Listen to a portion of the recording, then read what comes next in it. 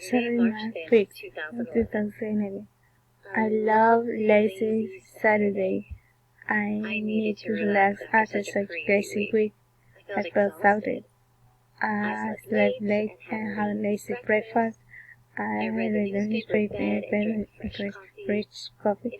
In the afternoon, I made a man before working the bar and oops, I forgot my dad. It was nice and relaxing. It was great to be out and about in the office. The breath fresh and no worries.